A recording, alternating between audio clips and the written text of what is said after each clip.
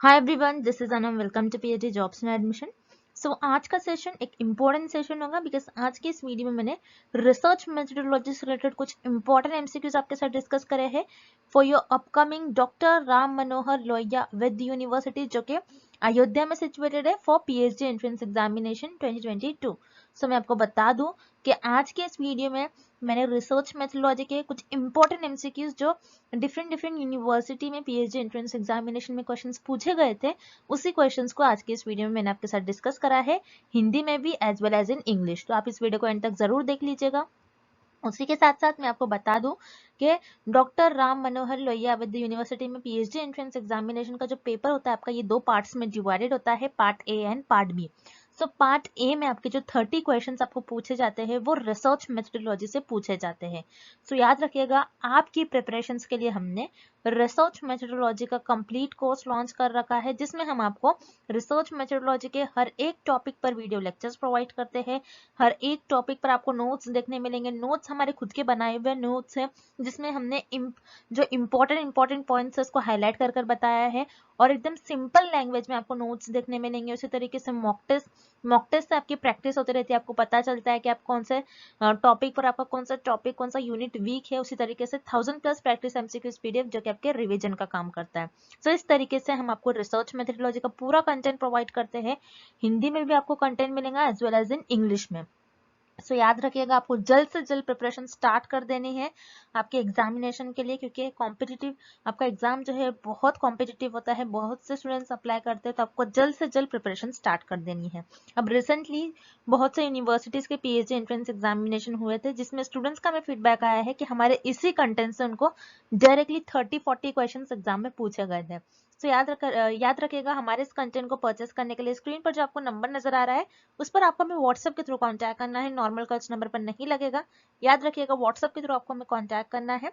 और हमने हमारे ऐप की लिंक डिस्क्रिप्शन बॉक्स में आपके साथ प्रोवाइड कर रखी है, जैसे कि आप 1 क्लिक में ही सारे स्टडी मटेरियल को एक्सेस कर पाते हो। So that's it and let's begin with the video. हमारे इस रिसर्च मेथोडोलॉजी के कोर्स में हम आपको full syllabus video lectures, notes, 10 full syllabus mock test, 1000+ practice MCQs PDF provide करेंगे in both language, Hindi as well as in English. So हमारा जो ये रिसर्च मेथोडोलॉजी का कंटेंट है, ये हमने हमारे एक्सपीरियंस के बेसिस पर और जो एक्चुअल पीएचडी एंट्रेंस एग्जाम में क्वेश्चंस पूछे जाते हैं, वो सारी चीजें हमारे इस रिसर्च मेथोडोलॉजी के कंटेंट में हमने कवर करे हैं। तो आपको हमारा, अगर आप कोर्स परचेस करोगे, अगर आप हमारा कोर्स फॉलो करोगे, तो आपको कुछ इस तरीके से हमारे रिसर्च मेथोडोलॉजी के कंटेंट में आपको प्रिपरेशन करना है कि आपको हमारे जो नोट्स है और जो मॉक टेस्ट इसको एक वीक में कवर कर लेना है। और ये जो 1000+ एमसीक्यूज पीडीएफ है, 1000+ एमसीक्यूज पीडीएफ, ये आप आपके एज अ रिविजन के तौर पर यूज कर सकते हो। आप आपके एग्जाम के एक दिन पहले, और अगर आप आपके एग्जाम के इवन 4 to 5 आवर्स पहले भी इसको एक बार रीड कर चले जाओगे, तो आप एग्जाम में इजीली क्वेश्चंस को मार्क कर आ जाओगे। तो मैं आपको गारंटी देती हूँ कि हमारे इसी रिसर्च मेथोडोलॉजी के कंटेंट से आपको एग्जाम में क्वेश्चंस पूछे जाएंगे। हमारे जो स्टूडेंट्स हैं, हमारे जो बैच के स्टूडेंट्स हैं, उन कई स्टूडेंट्स का फीडबैक है कि उनको हमारे इस रिसर्च मेथोडोलॉजी के कंटेंट से डायरेक्टली एग्जाम में 10 to 12 क्वेश्चंस पूछे गए थे। सो हमारे इस स्टडी मटेरियल को परचेस करने के लिए आपको इस नंबर पर हमें व्हाट्सएप के थ्रू कॉन्टैक्ट करना है। याद रखिए, आपको व्हाट्सएप के थ्रू ही हमें कॉन्टैक्ट करना है।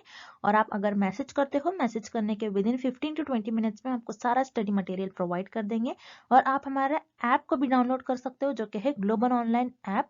सो इस ऐप पर आपको 1 मंथ की वैलिडिटी मिलेगी, और अगर आप ऐप पर जाते हो तो आपको डायरेक्टली वहां पर सारा कंटेंट इजिली अवेलेबल हो जाएगा। और ऐप को डाउनलोड करने के लिंक मैंने डिस्क्रिप्शन बॉक्स में प्रोवाइड कर रखी है, सो वहां से आप हमारे ऐप को एक्सेस कर सकते हो। And let's begin with the video. First question, a research paper is a brief report of research work based on। इस क्वेश्चन में हमें फाइंड आउट करना है कि आप आपके रिसर्च पेपर में आपका जो रिसर्च का वर्क है उसको आप ब्रीफ में बताते हो, आपने क्या क्या आपके रिसर्च का वर्क है, आपने क्या क्या रिसर्च में काम किया है। सो रिसर्च पेपर में आपका जो भी आपके रिसर्च का वर्क होता है वो कौन से डेटा पर बेस्ड होता है, हमें इस क्वेश्चन में फाइंड आउट करना है।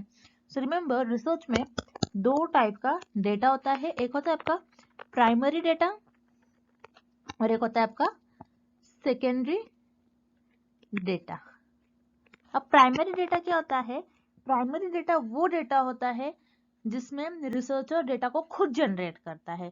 जैसे क्वेश्चनर्स के थ्रू, सर्वेस के थ्रू, इंटरव्यूज के थ्रू, ऑब्जर्वेशंस के थ्रू, इन सारे मेथड्स के थ्रू रिसर्चर खुद डेटा को जनरेट करता है, वो आपका आ जाता है प्राइमरी डेटा में। और सेकेंडरी डेटा क्या होता है, जो रिसर्चर खुद जनरेट नहीं करता है, जो कि ऑलरेडी पब्लिश डेटा होता है, ऑलरेडी जो अवेलेबल डेटा होता है उसी को रिसर्च अपने रिसर्च में यूज करता है। अब ऑलरेडी पब्लिश डेटा हो सकता है आर्टिकल्स में, जर्नल्स में, न्यूज़पेपर्स में, ओके, इस सारे में आपकी जो इंटरन्यूज के थ्रू आप डेटा लेते हो तो वो ऑलरेडी पब्लिश डेटा होता है, तो वो आपका हो जाता है सेकेंडरी डेटा। तो प्राइमरी डेटा वो डेटा होता है जो रिसर्चर खुद जनरेट करता है, और सेकेंडरी डेटा वो डेटा होता है जो रिसर्चर खुद जनरेट नहीं करता है, बल्कि ऑलरेडी अवेलेबल डेटा होता है, ऑलरेडी पब्लिश डेटा होता है, उसको हम कहते हैं सेकेंडरी डेटा।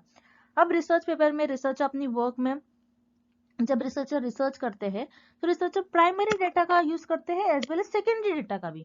प्राइमरी डेटा जो रिसर्च में रिसर्चर ने खुद जनरेट किया होगा, और सेकेंडरी डेटा मतलब रिसर्चर ने जो टॉपिक पर रिसर्च करते हैं रिसर्चर, कुछ पुराने रिसर्चर का आर्टिकल्स, उनका कुछ कंटेंट यूज करा होगा।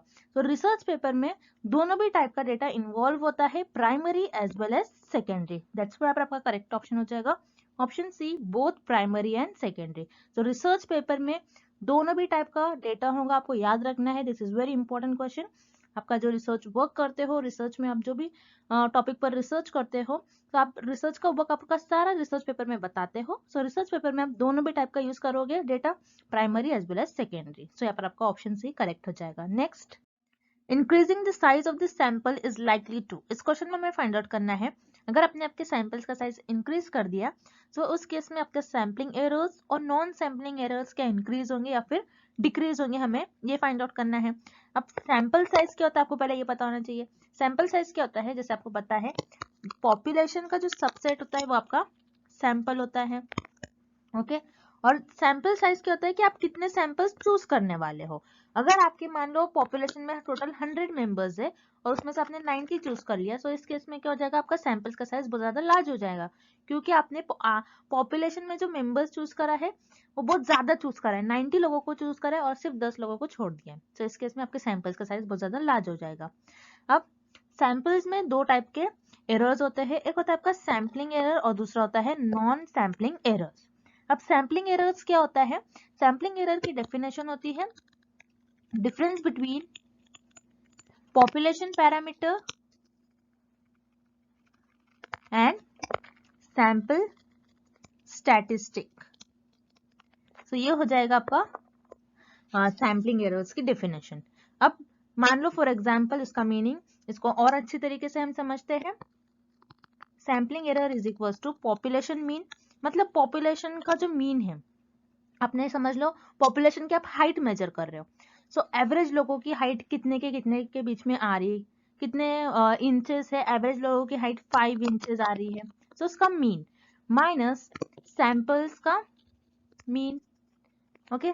अब मान लो इस केस में अपने 100 मेंबर्स है पॉपुलेशन में, उनका एवरेज हाइट 5 इंचेस है, और आपने जो सैंपल लिया है उस केस में सैंपल का जो एवरेज आ रहा है, इस केस में जो मीन आ रहा है, मीन का मतलब ही एवरेज होता है, जो मीन आ रहा है उसमें आपकी आ रही है वैल्यू, एवरेज मेंबर्स की जो हाइट है उनकी वैल्यू आ रही है 4.5 इंचेस, मतलब 0.5 का ही डिफरेंस है, ओके। तो यहाँ पर बहुत कम डिफरेंस है, सैंपल्स के मीन में एंड पॉपुलेशन के मीन में बहुत कम डिफरेंस है, मतलब अगर आप जितनी ज्यादा सैंपल साइज लोगे उतना ज्यादा आपका एरर, सैम्पलिंग एरर होने के चांसेस कम हो जाएंगे। सो यहाँ पर आपका जो सैम्पलिंग एरर है इस केस में डिक्रीज हो जाएगा, मतलब अपने जितना ज्यादा आपका सैंपल साइज लोगे उतना ज्यादा आपका सैंपल एरर्स क्या हो जाएंगे, डिक्रीज हो जाएंगे, उतने ज्यादा आपके एरर्स कम हो जाएंगे। एंड नेक्स्ट पार्ट गिवन है आपको, but increase non sampling error. Non sampling error, non sampling error होता क्या है पहले आपको ये पता होना चाहिए। नॉन सैम्पलिंग एरर मतलब जब आपका सैंपल से आप डेटा कलेक्ट करते हो, कलेक्ट करने के टाइम पर जो एरर होते हैं उसे हम कहते हैं नॉन सैम्पलिंग एरर, जो मिस्टेक्स हो जाती है डेटा कलेक्ट करने के टाइम। जैसे आपने यहाँ पर आपका सैंपल्स का साइज बहुत ज्यादा है, तो आपके जो नॉन सैम्पलिंग एरर होते हैं उसमें भी कुछ टाइप्स होते हैं, जैसे टैबुलेशन एरर। टैबुलेशन एरर क्या होता है, जैसे आपने जो आपको जो सैंपल से इंफॉर्मेशन मिल रही है, जो डेटा मिल रहा है, आप उसको क्या करोगे, एक टेबल में फिल करते हो सारी इंफॉर्मेशन। अब उस टेबल में आप जब इंफॉर्मेशन फिल करोगे तो क्या होगा, आपसे जो बहुत ज्यादा डेटा है, थोड़ी बहुत मिस्टेक्स हो जाएंगी, एरर्स हो जाएंगे। बहुत ज्यादा डेटा होने की वजह से आपको जो इंटर करना है डेटा, उसमें थोड़ी मिस्टेक्स हो जाएंगी। अब रिस्पोंडेंट से एरर हो सकता है, मतलब रिस्पोंडेंट जो एरर कर रहा है, समटाइम्स आपने उसको रॉन्ग रिकॉर्ड कर दिया होगा, बहुत सारे लोगों का रिस्पॉन्स मिल रहा है आपको, तो जितना ज्यादा आपका सैंपल्स का साइज होगा, याद रखिएगा, उतना ज्यादा आपका नॉन सैम्पलिंग एरर होने के चांसेस ज्यादा हो जाएंगे। तो यहाँ पर आपका ऑप्शन ए करेक्ट हो जाएगा, बिकॉज अगर जितना ज्यादा आपका सैम्पलिंग का साइज होगा, उतना ज्यादा आपका सैम्पलिंग एरर्स डिक्रीज हो जाएगा, और जितना ज्यादा आपका सैंपल का साइज होगा, उतना ज्यादा ही आपके जो नॉन सैम्पलिंग एरर्स होने के चांसेस हो जाएंगे। दैट्स व्हाई आपका करेक्ट ऑप्शन हो जाएगा option A, decrease sampling errors but increase non sampling errors. Next, setting quotas for hard to reach respondents is one way to minimize dash bias। इस question में हमें find out करना है कि researcher पहले ही quotas को सिलेक्ट कर लेते हैं for hard to reach respondent. Hard to reach respondent मतलब ऐसे रिस्पोंडेंट जिन तक पहुंचना बहुत मुश्किल हो जाता है, तो उस केस में रिसर्चर कौन से बायस को मिनिमम कर देते, मिनिमाइज कर देते, हमें ये फाइंड आउट करना है। अब इस क्वेश्चन का मतलब क्या होगा, हम एक एग्जाम्पल के थ्रू समझते हैं। मान लीजिए एक ऐसी पॉपुलेशन है जिसमें कुछ ऐसे लोग हैं जिन तक रिसर्चर को पहुंचना बहुत मुश्किल है, ये बहुत इजी टू अवेलेबल नहीं है, इन तक पहुंचना बहुत मुश्किल हो जाएगा। तो इस केस में रिसर्चर क्या करेंगे, पहले से ही कोटा फिक्स कर लेंगे। मतलब मान लो रिसर्चर के पास 100 सर्वेस के पेपर्स है, तो इस केस में रिसर्चर क्या करेंगे, पहले से ही कोटा सिलेक्ट कर लेंगे कि ऐसे लोग जिन तक पहुंचना बहुत मुश्किल है, उस केस में रिसर्चर करेंगे ऐसे लोग जो हार्ड टू रीच है, जो मुश्किल से, जो इजीली अवेलेबल नहीं है, उनको मैं सिर्फ 10% लोगों को, ऐसे लोगों को सिलेक्ट कर लूंगा, और जो बाकी रिमेनिंग 90% लोग हैं, वो ऐसे लोगों को सिलेक्ट कर लूंगा जो इजी टू अवेलेबल है, जिन तक पहुंचना बहुत इजी है, तो ऐसे लोगों को सिलेक्ट कर लेंगे।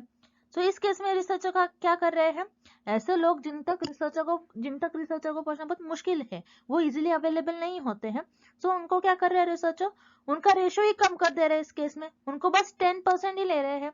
तो इस केस में क्या हो जाएगा, जो रिस्पॉन्स नहीं कर रहे, क्योंकि ये तो रिस्पॉन्स नहीं करेंगे, हार्ड टू रीच है, मतलब बहुत मुश्किल से मिलेंगे ये लोग, तो ये जाहिर सी बात है कि इनसे रिस्पॉन्स नहीं मिलेगा। तो इस केस में रिसर्चर कौन से बायस को मिनिमाइज कर दे रहे हैं, नॉन रिस्पॉन्स। नॉन रिस्पॉन्स क्या होता है, ऐसे रिस्पोंडेंट जिनसे रिस्पॉन्स नहीं मिल रहा है, तो उसको कहेंगे नॉन रिस्पॉन्स। तो इस केस में रिसर्चर नॉन रिस्पॉन्स बायस को मिनिमाइज कर दे रहे, उनको कम कर दे रहे। दैट्स व्हाई आपका करेक्ट ऑप्शन हो जाएगा option D, non response bias. Next, detailed and unambiguous instructions are particularly important for। इस क्वेश्चन में हमें फाइंड आउट करना है ऐसा कौन सा सर्वे होता है, ऐसा कौन सा मेथड होता है जिसमें रिसर्चर डिटेल में, और अनएम्बिगुअस का मतलब होता है क्लियर इंस्ट्रक्शन देते हैं, ताकि जो रिस्पोंडेंट्स है वो इजीली उन क्वेश्चंस को रिस्पॉन्स कर सके। ऐसा कौन सा मेथड होता है, सो वन बाय वन हम ऑप्शंस देखते हैं। ऑप्शन ए, इंटरव्यूअर एडमिनिस्ट्रेड पर्सनल इंटरव्यूज। अब इंटरव्यूअर है, मतलब मान लो रिसर्चर है, एक रिसर्चर एक एक्सपर्ट से, कोई पर्सनालिटी है, उनसे कोई इंटरव्यू ले रहे हैं, तो पर्सनल इंटरव्यू है, तो उसमें अगर जो इंटरव्यू दे रहा है, जो रिस्पोंडेंट्स है, अगर उनको कुछ क्वेश्चंस है, कुछ डाउट है, तो वो उनसे डायरेक्टली पूछ सकते हैं। तो इस केस में यहाँ पर जो रिस्पोंडेंट्स है, उनको असिस्ट करने के लिए इंटरव्यूअर है, तो इस केस में इतना डिटेल में और क्लियर में इंस्ट्रक्शन रिसर्चर प्रोवाइड नहीं करेंगे। सो यहाँ पर आपका ऑप्शन ए इनकरेक्ट हो जाएगा। Then option B, computer assisted telephone survey, and option D, computer assisted personal interviews. अब यहाँ पर क्या हो रहा है, टेलीफोन सर्वे और पर्सनल इंटरव्यूज कराया जा रहा है कंप्यूटर के थ्रू। तो क्या हो रहा है, अगर आप समटाइम्स अगर आप कोई क्वेश्चन फिल करते हो, तो कभी कभार आपको कंप्यूटर भी असिस्ट करता है। तो इस केस में अगर आपसे कुछ मिस्टेक्स हो रही है, आपको कुछ समझ नहीं आ रहा है, कुछ डाउट है, तो आपको कंप्यूटर भी असिस्ट करता है। तो यहाँ पर इतनी जरूरत नहीं होती है कि डिटेल और क्लियर इंस्ट्रक्शन प्रोवाइड किया जाए रिस्पोंडेंट्स को। तो यहाँ पर आपका ऑप्शन बी और डी दोनों भी इनकरेक्ट हो जाएगा। देन अब बच गया आपका ऑप्शन सी, मेल सर्वे।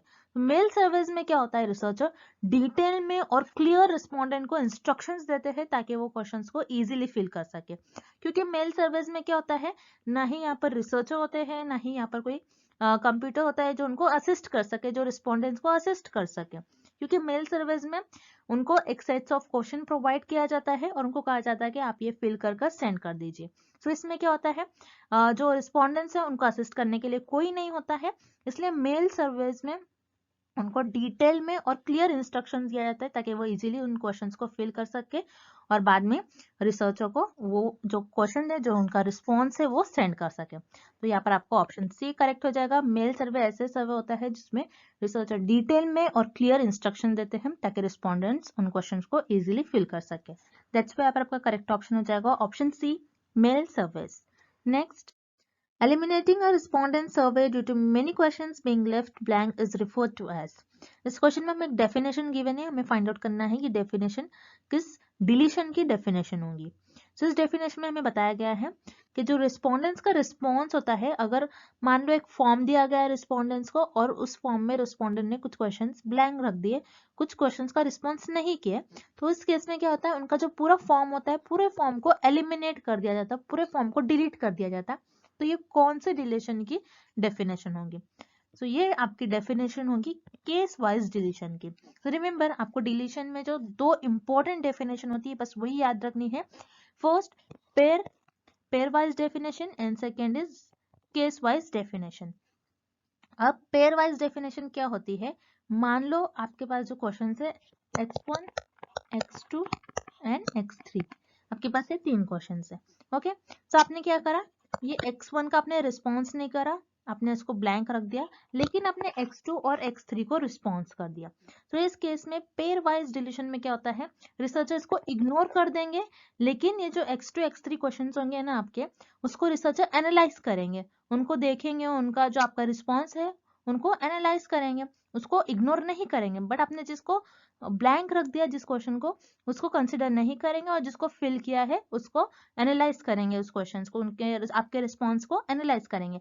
लेकिन केस वाइज डिलीशन में क्या होता है, अगर आपने x1 का यहाँ पर आपने जैसे कि सेम एग्जांपल इसके भी लिए हम लेंगे, x1 का जैसे आपने रिस्पॉन्स नहीं करा, आपने इसको ब्लैंक रख दिया, लेकिन x2 x3 का आपने रिस्पॉन्स किया, लेकिन इस केस में क्या कर देंगे रिसर्चर, आपका जो पूरा फॉर्म है उसको डिलीट कर देंगे, इसको एलिमिनेट कर देंगे। सो ये होता है आपका केस वाइज डिलीशन का डेफिनेशन। सो हम फिर से एक बार देख लेते हैं, this is very important. Case wise deletion क्या होता है, अगर आपने आपके जो फॉर्म है, जो सेट्स ऑफ क्वेश्चन है, उसमें आपने कुछ क्वेश्चंस का रिस्पॉन्स नहीं करा, उसको ब्लैंक रख दिया, सो रिसर्चर पूरा का पूरा आपका फॉर्म डिलीट कर देंगे, उसको एलिमिनेट कर देंगे, उसको कंसिडर नहीं करेंगे।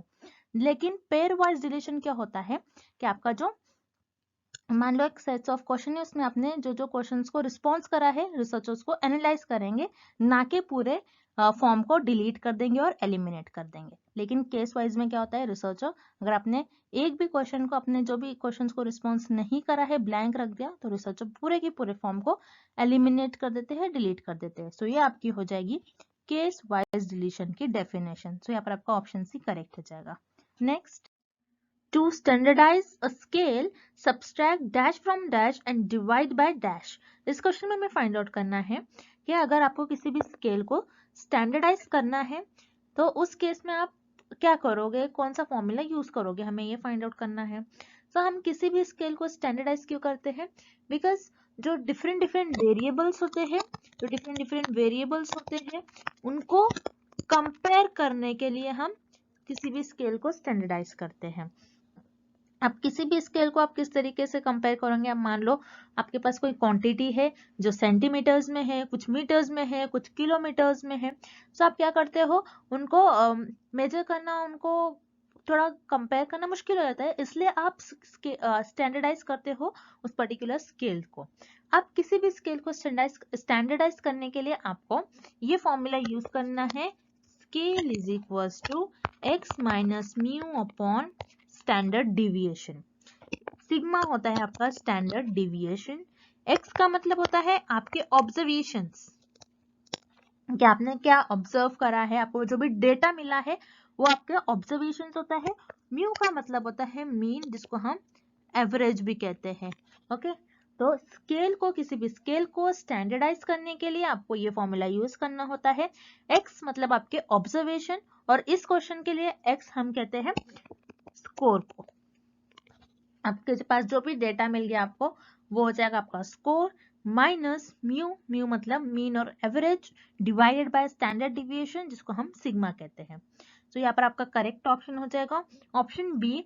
क्या आप मीन में से स्कोर को माइनस करोगे देन डिवाइड करोगे स्टैंडर्ड डिविएशन। तो यहाँ पर आ जाएगा आपका subtract mean from score and divided by standard deviation. तो ये आप किसी भी स्केल को स्टैंडर्डाइज करने के लिए आप ये फॉर्मूला यूज करोगे। तो यहाँ पर आपका ऑप्शन भी करेक्ट हो जाएगा। Next, if an interview is conducted with a respondent who does not meet the qualification for study, what kind of bias has occurred? इस क्वेश्चन में हमें फाइंड आउट करना है कि इंटरव्यू कंडक्ट करवाया गया जिसमें ऐसे रिस्पोंडेंट सिलेक्ट करे गए जो वो स्टडी के लिए क्वालिफाइड नहीं थे। तो ये कौन से बायस का टाइप होगा हमें ये फाइंड आउट करना है। जैसे मतलब इस क्वेश्चन का मैं आपको और इजी वे बताती हूँ और इजी तरीके से समझाती हूँ। मान लो रिसर्चर का एम था यहाँ पर रिसर्चर को स्टडी करना था ऐसी फीमेल्स जिनकी एज अबव 40 है। ओके, ऐसे लोगों ऐसे फीमेल्स पर रिसर्चर को स्टडी करना था, लेकिन रिसर्चर ने बाय मिस्टेकली ऐसी फीमेल्स को सिलेक्ट कर लिया जिनकी एज अबव 30 है लेकिन 40 से कम है। तो यहाँ पर रिसर्चर ने जो फीमेल्स को सिलेक्ट कर लिया वो फीमेल्स इस केस में रिस्पॉन्स करेंगी, ये फीमेल्स रिस्पॉन्स करेंगी क्योंकि इनको सिलेक्ट कर लिया है। लेकिन जो स्टडी का एम था, जो स्टडी का टॉपिक था, वो तो था रिसर्चर का जो फीमेल्स ऐसे जिनकी एज अबव 40 है उन पर रिसर्चर को स्टडी करना था।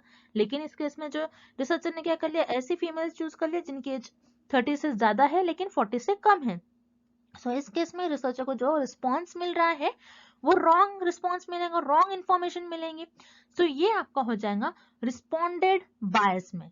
सो आपकी जो डेफिनेशन गिवन है, जो आपको यहाँ पर एक एग्जांपल गिवन है, ये हो जाएगी आपके रिस्पॉन्डेड बायस की।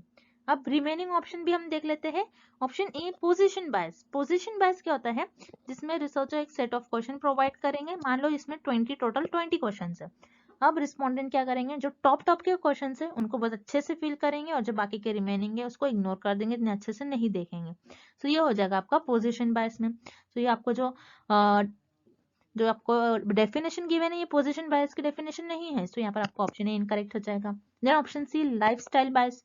अगेन ये लाइफस्टाइल मतलब ये कोई लाइफ से रिलेटेड नहीं क्वेश्चन आपको गिवन है, तो ऑब्वियसली आपको ऑप्शन सी जो है वो इनकरेक्ट हो जाएगा। तो यहाँ पर आपका ऑप्शन सी इनकरेक्ट हो जाएगा। Then option D non response bias. Non response bias क्या होता है कि आपको जो रिस्पॉन्स मिल रहा है वो कुछ ही रिस्पॉन्स ना मिले, कुछ ही इन्फॉर्मेशन ना मिले, लेकिन इस केस में आपको कुछ ना कुछ इन्फॉर्मेशन मिल रही है लेकिन जो वो रॉन्ग है। ओके, आपको यहाँ पर इस केस में इन्फॉर्मेशन मिल रही है, तो यहाँ पर आपका ऑप्शन डी इनकरेक्ट हो जाएगा। लेकिन यहाँ पर आपका करेक्ट ऑप्शन हो जाएगा ऑप्शन बी रिस्पॉन्डेड बायस। रिस्पॉन्डेड बायस क्या होता है कि आपको जो इन्फॉर्मेशन मिले वो रॉन्ग मिल जाती है और रिसर्चर ऐसे रिस्पॉन्डेंट को चूज कर लेते हैं जो वो स्टडी के लिए क्वालिफाइड नहीं है। सो उस केस में रिसर्चर को रॉन्ग इन्फॉर्मेशन मिल जाती है, रॉन्ग रिस्पॉन्स मिल जाता है। सो वो आपका हो जाएगा रिस्पॉन्डेड बायस में। सो यहाँ पर आपका करेक्ट ऑप्शन हो जाएगा option B responded bias. Next question, if a nominal scale is used, it is permissible to calculate which of the following statistics? इस क्वेश्चन में हमें फाइंड आउट करना है, अगर आप नॉमिनल डेटा यूज कर रहे हो, नॉमिनल स्केल यूज कर रहे हो, तो उसको उस डेटा को कैलकुलेट करने के लिए आप कौन सा स्टैटिस्टिक्स टूल का यूज करोगे। सो रिमेंबर, नॉमिनल स्केल क्या होती है आपकी, जिसमें आपके पास जो भी डेटा होता है वो नंबर्स के फॉर्म में नहीं होता है आपके पास, बल्कि नॉमिनल स्केल ऑफ डेटा में, नॉमिनल स्केल में जो भी आपके पास डेटा होता है, नॉमिनल डेटा में आपके पास जो भी इंफॉर्मेशन होती है उसमें ऐसी इंफॉर्मेशन होती है जिसको आप उनके कैरेक्टरिस्टिक्स और उनके फीचर्स के बेसिस पर उनको डिवाइड कर लेते हो, उनको कैटेगराइज कर लेते हो।